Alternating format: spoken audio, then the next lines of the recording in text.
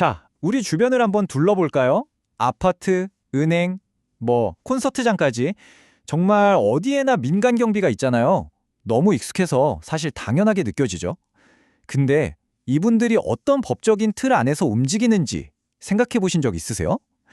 오늘은 바로 그 복잡하고도 중요한 규칙의 세계, 대한민국 경비업법의 문을 한번 활짝 열어보겠습니다. 그럼 가장 기본적인 것부터 시작해 볼까요? 우리가 그냥 경비라고 부르는 일들 있잖아요. 법에서는 이 막연한 개념을 아주 정교하게 6가지로 딱딱 나눠놨어요.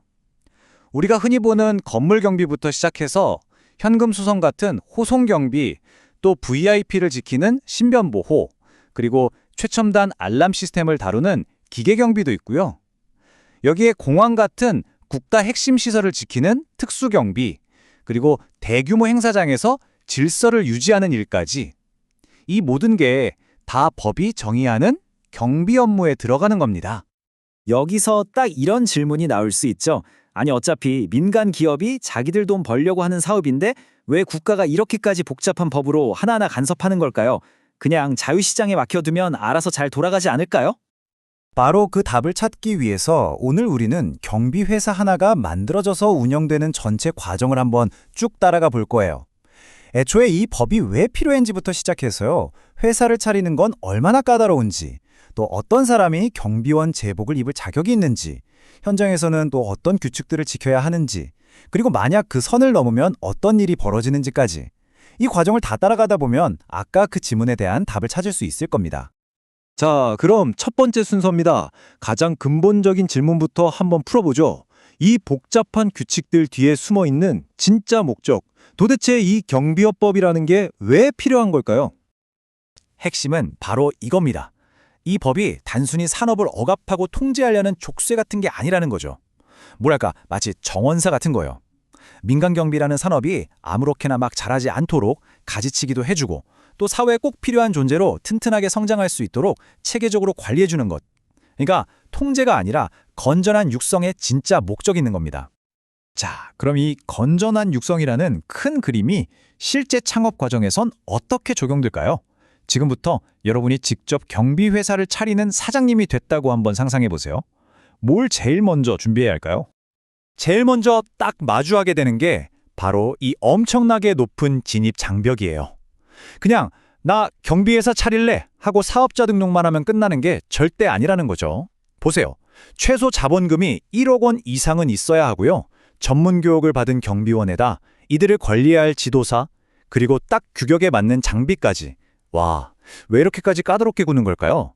그건 바로 국가가 이 산업에 그만큼 높은 수준의 책임감과 안정성을 요구한다는 뜻이겠죠. 특히 공항처럼 정말 중요한 시설을 맡겠다? 그럼 자본금은 3억 원 이상으로 훌쩍 뛰어버립니다. 그렇죠. 아무리 좋은 회사라도 결국 사람이 중요하잖아요. 이렇게 중요한 임무를 맡는 경비원의 제복, 과연 아무나 입을 수 있는 걸까요?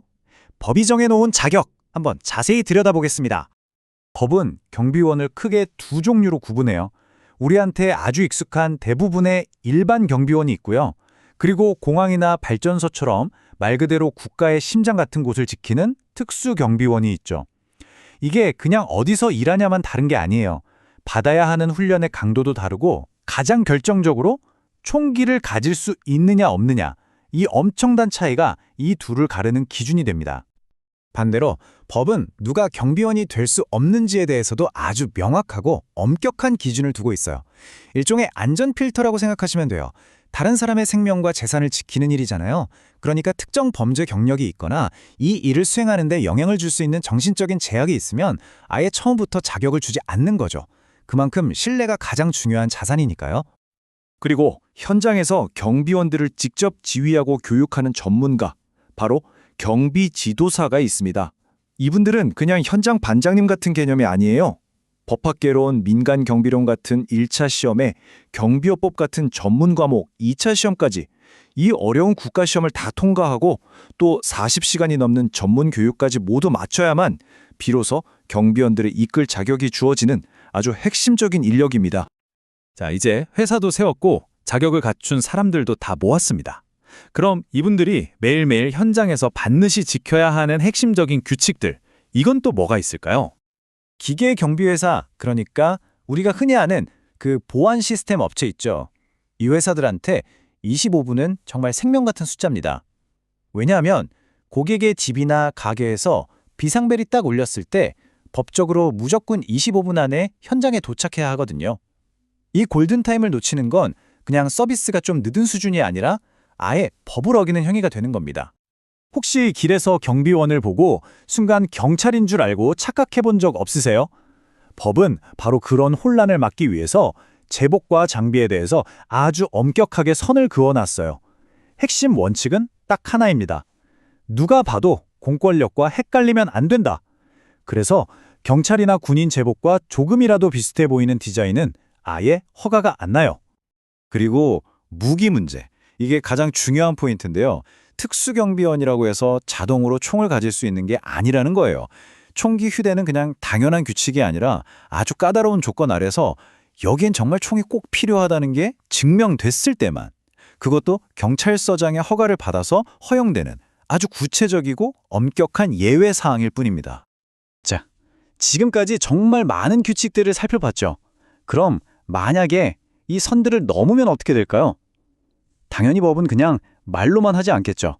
이 규칙에 아주 날카로운 이빨을 달아뒀습니다. 마지막으로 그 집행 과정을 한번 살펴보죠. 법의 처벌은 무조건 한 번 걸리면 끝, 이런 식은 아니에요. 아주 체계적인 단계별 시스템을 갖추고 있습니다. 예를 들어서 복장 규정을 처음 어겼다? 그럼 일단 경고 조치로 끝날 수 있어요. 하지만 이게 반복되면 영업정지로 이어지죠. 그런데 경비지도사를 배치하지 않는 것처럼 아주 핵심적인 의무를 어기면 처음부터 바로 영업정지 처분을 받고요. 이것마저 반복되면 결국 허가 취소, 즉 시장에서 완전히 퇴출당하는 가장 무거운 처벌을 받게 됩니다. 이 모든 복잡한 규칙들을 쭉 꿰뚫어 보면요, 마지막으로 이런 질문이 남는 것 같아요.